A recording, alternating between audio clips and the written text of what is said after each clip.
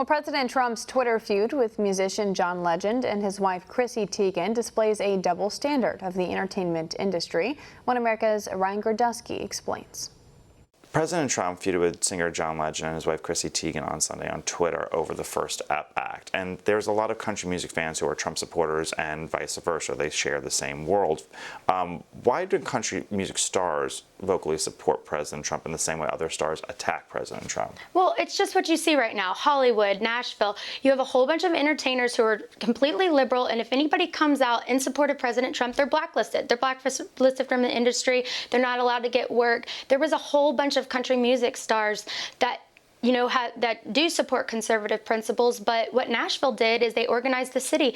There was 20 Democrats that came into town. They were called the Music Row Democrats in 2003 in order to change the political landscape. And so you have all these people who pander to conservatives that conservatives want to hear about God and guns, and yet now the entertainers, now the executives in that city are not allowing that to be put out there. It's the complete opposite. You have a whole bunch of country music singers, wanting to take your guns away, supporting Beto. Right. Well, you've seen artists like Kanye West, when he came out supporting Trump, everyone said he was crazy. Mm-hmm. Roseanne, when she supported Trump, hugely successful, but the first time she had a hiccup on Twitter, her show was canceled. Right. So there's probably a lot of fear. Oh, there's a ton of fear. There's such a double standard. They're not allowed to. But I feel like the more that come out, they're not going to be able to silence them. That's like my message to country music, to any entertainer in any industry.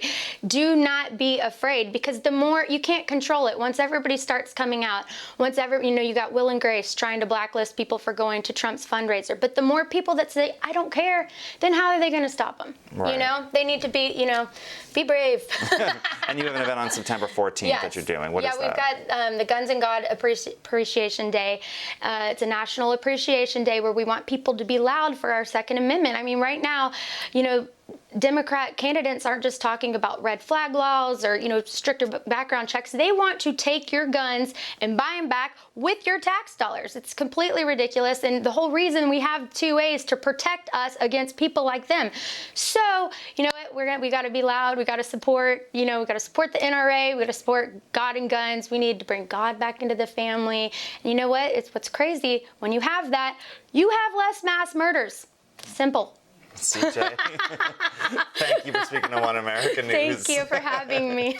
Want to see more videos like this? Click on the link below and subscribe to One America News on YouTube. And call your cable provider and kindly demand that One America News is added to your lineup. Call and subscribe today.